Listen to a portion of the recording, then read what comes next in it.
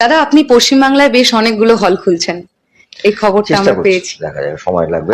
আমরা শান্তিপুর থেকে এসেছি, আপনার ছোটবেলা শান্তিপুরে জড়িত। হ্যাঁ হ্যাঁ, কিন্তু জানেন দাদা, শান্তিপুরে একটাও সিনেমা হল নেই আর। আমরা খুলবো।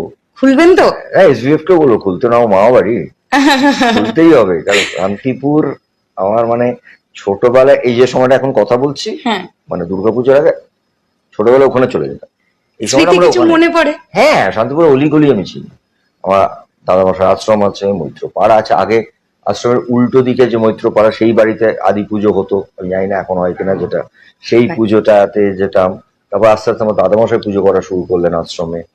বিশেষ করে ওনার পুজোটা দুর্গাপুজোর থেকে বড় করে করতেন উনি কালী পুজো। আমার বাবা তখন বম্বে কলকাতা কাঁপাচ্ছে, তাও ওখানে গিয়ে সবাই একই সঙ্গে থাকতো, মানে জামাইরা এক ঘরে, মেয়েরা এক ঘরে, নাতি নাতনিরা এক ঘরে। এটা মজার জায়গা, নিকুতি বাবা।